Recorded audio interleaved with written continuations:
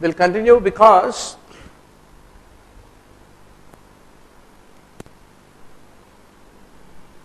it is our fortune to get you all, and the more we yield, the more we are lost. The more we fight, the more stronger we be. So that's the whole secret of winning entrance. It is a test of perseverance, and in spite of falling, to wake up. So that's what I hope you will all restart. Yes, 30 more questions. Now tell me, doctor, IUGR infants, there's a difference between preterm and LBW. You know very well. Term can be LBW. Preterm can be appropriate to gestational age. Anything can be, weight appropriate to age. So we don't have anemia, but all the remaining things are the complications definitely in IUGR. Bleeding is the most common side effect of IUCD. Mitral stenosis per se is not an indication for cesarean unless routine indications of cesarean are there. Otherwise, per se it is not an indication for cesarean. And what is the rule, doctor, in pregnancy? All stenotic lesions worsen, regurgitant lesions will improve, is what you are going to remember. Cryptomenorrhea, imperforate hymen is there. Then it can lead to abdominal pain, primary amenorrhea. But ovary is continuing to produce estrogen. Estrogen is there, means there is a breast development. That's the reason there is no problem in secondary sexual characters at all. In testicular feminization syndrome, what is the problem? Testosterone is produced in a male with XY karyotype by the testis, but it can't act on receptors. When it can't act on receptors, what happens? Male sexual characters cannot develop, but the testosterone get aromatized into estrogen, and that lead to the breast development, and hence presence of breast but absence of pubic and axillary hair with a karyotype of XY with a receptor level resistance to the testosterone is equal to testicular feminization syndrome, is what need to be remembered. Congenital adrenal hyperplasia can be mistaken for PCOD. Why? Both CAH, PCOD lead to hirsutism. Cushing's because of common hirsutism. Adrenal tumors due to the hyperandrogen production can occur in both, not with Turner.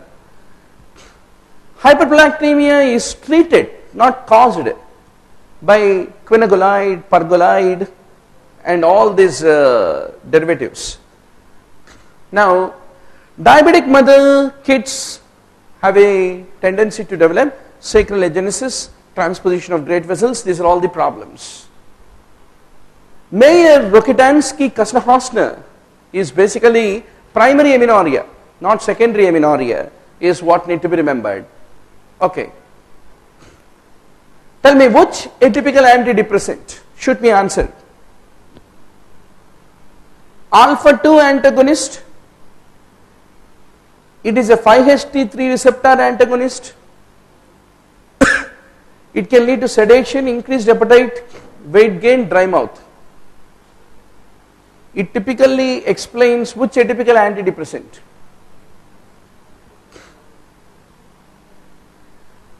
Antidepressants, you know, no? SSRIs, MAO inhibitors, SNRIs.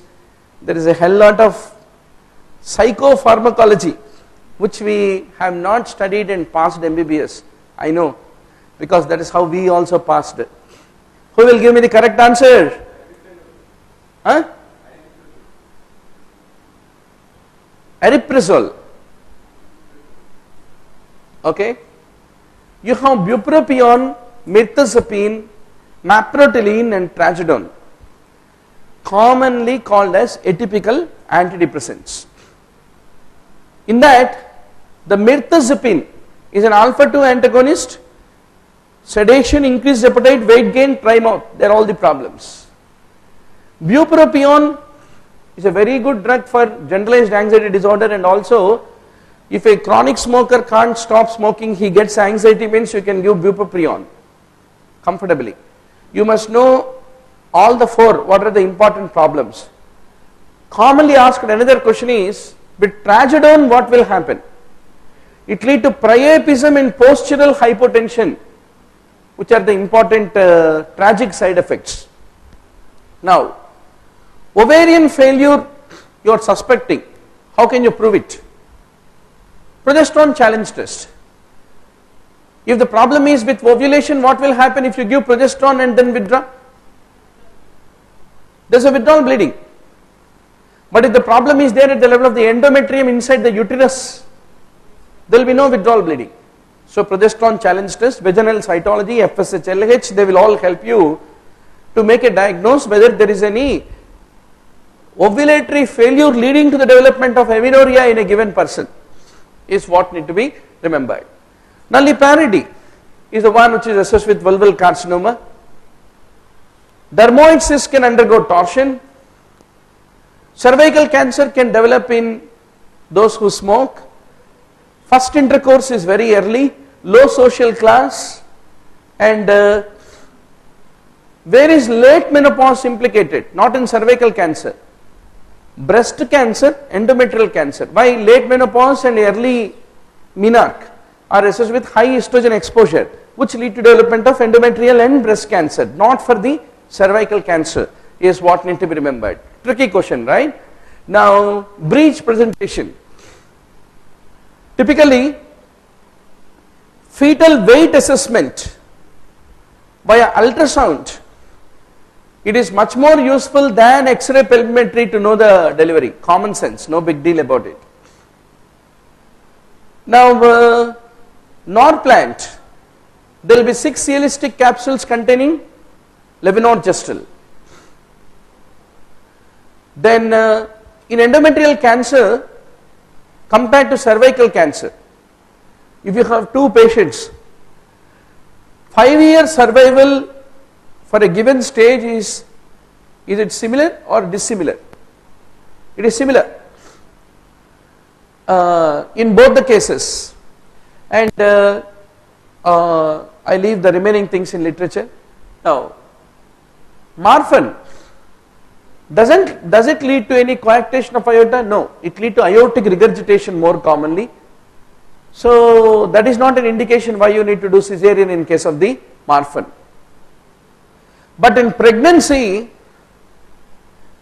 because of the gravid uterus, the position of the heart can alter, and hence T-wave inversion, if it is there in lead 3, it is a normal finding. Just because T-wave inversion is there in the lead 3, 2-3 AVF is inferior leads, don't declare a MI in every pregnant ECG. Now, exocephalic version, if you do, the chance of preterm labor uterine rupture are definitely increased. So you must know prerequisites, indications, contraindications for ECV. Favorite question from times immemorial. Warfarin typically can lead to optic nerve atrophy and microcephaly. And though it is excreted into breast milk, concentration in the breast milk is so little that breastfeeding is not contraindicated, is what I want to underscore to all of you. Now, doctor, shoot me answer. Wire looping subendothelial deposits, IF showing granular deposition. It is very good. Typically, in the case of the SLE and MPGN, classically you come across all these important findings. Now, doubling of beta HCG occur every 48 hours or 4 days? 48 hours. Now, very important parameter to say hypoxia. Anybody said cyanosis? Color of the skin or tone of the muscle? Anything? Very practical question. Yes. So we should remember heart rate is the most important clinical parameter to know that the baby is going into hypoxia at birth, is what need to be remembered. There are many conditions which can affect the respiratory rate, many benign causes for the changes in the color tone. So that's the reason heart rate at birth is an important indicator.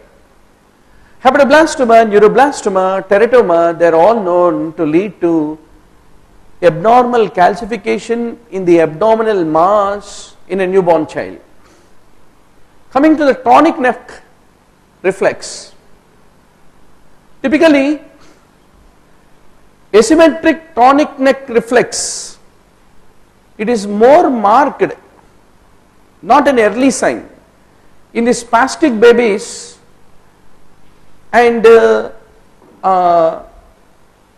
only thing is it may be seen even in the case of the normal babies, and tonic neck reflex only when it persists beyond 6 months it is abnormal. The moment the child is able to sit, the tonic neck reflex will disappear, and overcoming the tonic neck reflex is essential for achieving the milestone of sitting basically. Meconium aspiration, grunting respiration is a very common finding. Where do you find in which nutritional bone disease? Ground glass appearance? Scurvy, that's good. Not in the case of the rickets is what need to be remembered. Now doctor, dehydration can kill a baby who can otherwise be taken care. So normal total body water in us adults 60%, but in the case of the infant it will be 65 to 75%. So who is born in the royal family? 3 kg में 75% is how much? A 2.3 kg water bottle is born in the royal family. There are huge celebrations about that water bottle. Only thing is the remaining part, 25% only the young prince, right? And that's the reason we ignore how the drip is running when we walk in the pediatrics ward. Most important thing, you can salvage a lot of mortality by carefully taking care of the drip rate in the pediatrics ward. Now doctor, Kawasaki can lead to coronary aneurysms, and you give IV immunoglobulin, it's a vasculitis basically, and they will have cervical lymphadenitis, conjunctival ingestion, sublingual, subungual desquamation. And what kind of conjunctivitis? Non-purulent conjunctivitis. It is also called, what is the other name given for Kawasaki? Mucocutaneous lymph, that's right. It involves lymph nodes and also it's a spectrum. Now how about steroids? Giving steroids doesn't affect the chance of coronary artery aneurysmal development. What is the most common cause of childhood asthma, doctor? Not pollens, not biodiversity conference. It is viral infections, most common cause, which will cause bronchospasm.